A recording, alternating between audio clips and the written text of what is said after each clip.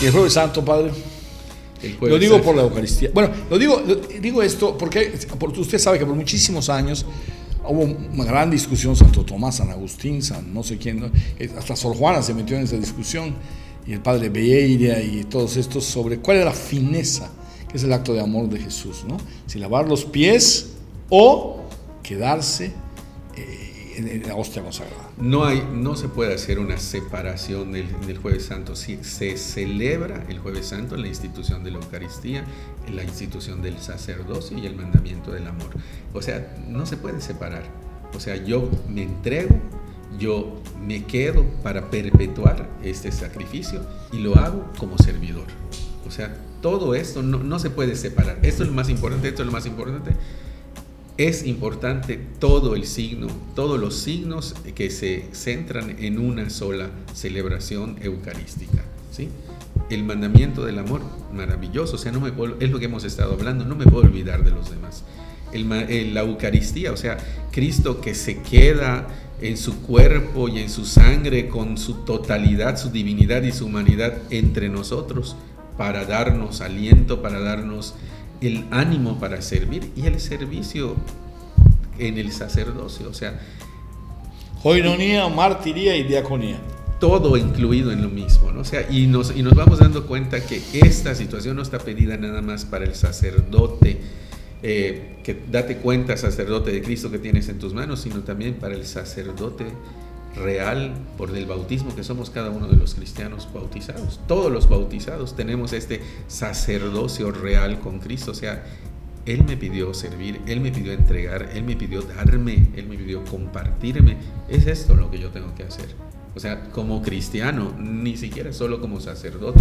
O sea, algunas veces pensamos, haz para el sacerdote. Ciertamente se celebra el sacerdocio ministerial, pero estas condiciones que el Jueves Santo me recuerdan, creo que las tendremos que tener en cuenta cada uno de los cristianos. ¿Y el Domingo de Resurrección? Si usted ha participado en alguna vigilia pascual, es un rito, una celebración increíblemente emotiva, sentida, que refleja, o sea, de la oscuridad a la luz, de la tristeza, de la espera, aunque sea con la alegría profunda, ocultada por el velo de la oscuridad, a la resurrección. O sea, es el paso de la muerte a la vida, de la oscuridad a la luz, del fracaso al triunfo, no pensado de manera humana, sino con Dios. O sea, Dios ha resucitado a su Hijo para que todos nosotros tuviéramos la oportunidad de una vida como la esperamos, como la quisiéramos, una vida sin limitación del dolor, de la frustración, de la muerte, una vida parecida a la suya, como Él la ideó para nosotros, como Él la pensó para nosotros. Padre, inevitable que yo le pregunte esto ahorita, en este momento. Por algún tiempo, creo que ya no tanto, los teólogos de la liberación decían que como Jesús vino a liberar de su pueblo del dominio de Roma, la función de los sacerdotes, la función de la iglesia es liberar a los oprimidos del gobierno de los poderosos. Eso yo lo vi mucho. Y gracias a Dios se acabó eso, ese rollo, ¿no? Creo que toda nuestra religión es liberadora. Desde luego que es liberadora. O sea, Dios, Jesucristo, no quiso la opresión de Roma tampoco, aunque le digo, no se metió en una lucha, en una guerra. Sus armas fueron otras. Hubo otro después, Isaac Jacoba, que ese sí, por eso los judíos lo nombraron, no rey, pero sí príncipe. Pero por eso le digo que no son son criterios totalmente diferentes a los humanos. O sea, tú te guías según tus criterios, o sea, tú no piensas como Dios. O sea, este es el punto, ¿no? O sea, toda nuestra religión tiene que ser liberadora. Si fuera opresora nuestra religión, esto no sería una verdadera religión. Pero a ver, o sea, un poco, ¿qué quiere decir liberador? Cristo fue liberador, sí, o sea, no, Él claro. fue el liberador de esto, o sea, de las ataduras de quédate en la letra, como les decía, y el espíritu, quédate en lo que tienes que hacer, ¿no? Y el otro, quédate, o sea, los escribas y fariseos no eran malos, eran cumplidores de la ley y se quedaban en la letra de la ley. Aquí no me puedo pasar más. Bueno, y si tu hermano está sufriendo, no lo vas a ayudar. O sea, ese es el punto de la liberación, o sea, que no te ate la ley. Es curiosísimo. No Hay eso que dice usted, lo voy a ejemplificar de esta manera. Hay una gran película que se llama Morirse está en hebreo. Usted sabe que los judíos no tienen sacerdotes, tienen, para rezar entre ellos, hacen un minyan, 10 hombres mayores de 13 años, o sea, de que ya hayan hecho su bar mitzvah. Pero entonces allá se murió uno, Moshe Seleviansky, hacen los rezos en la mañana. Pero habían 9 judíos.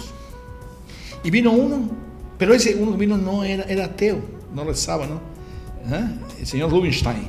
Y dice, hombre, ponte las tefilás y ponte el talit y ponte todo y reza un momento. Y decía él, pero ¿cómo si yo no soy? ¿Ustedes creen que se hace 10? Ahí está la ley que dice usted, sin considerar el espíritu. Exactamente, o sea, tú cumple aquí y ya estuvo. Pero si veo, no, tú cumple aquí. Entonces esa es la cuestión, o sea, liberarte del peso de la ley, del peso de las cosas que no tienen el sentido real de un Dios que vino, se hizo nada para que nosotros pudiéramos llegar a Él. O sea, Jesús no vino a ser un caudillo, aunque ahora lo sea, no vino a ser un caudillo. Ni tampoco eso quiso con sus discípulos, cuando los discípulos dicen, ¿qué quieres? Que hagamos que baje fuego para que los matemos. Era celota. O sea, él era judío. Y tenía entre sus Pedro, seguidores de los celotas, pero también les hace cambiar su perspectiva. Y también después, si usted vio la película de San Pablo, esta última que hicieron, cuando Pablo, al principio y todos, vamos a luchar, y no, o sea, no es esto lo que nos dijo el maestro, así no nos lo dijo. Entonces, utilizar recursos meramente humanos, que desde luego que tenemos que tener las mediaciones del humano, pero cambiando el sentido de lo que Jesús nos dijo, o sea, eso no es ser liberador, al contrario, me caigo en una opresión de odio, o sea, y de resentimiento y de venganza. ¿Y dónde quedó todo lo que me enseñó? No es tampoco quedarse pasivo y quedarse calmado y no hacer nada, sino simplemente ser sacerdote, profeta y rey. ¿En qué sentido? Sacerdote cuando yo ofrezco, pido, oro, intercedo. Profeta cuando denuncio lo que es injusto y cuando anuncio las cosas que tienen que ver con el bien, con la solidaridad, con la búsqueda del otro. Y rey cuando aprendo a servir a los demás. En una lucha de clases, alguien va a ser vencedor y vencido. Aquí todos debemos ser ganadores con Cristo. No hay vencedores y vencidos, ¿sí? Todos tenemos que ganar con Él. Padre, ¿todo el que nace se va a salvar? Yo creo que esa es la voluntad salvífica de Dios, que todos los hombres se salven y lleguen al conocimiento de la verdad. Pero creo que también está la cuestión de nuestra libertad y nuestra decisión personal. O sea, la propuesta es para todos, de salvación es para todos. Ojalá que todos nos pudiéramos salvar.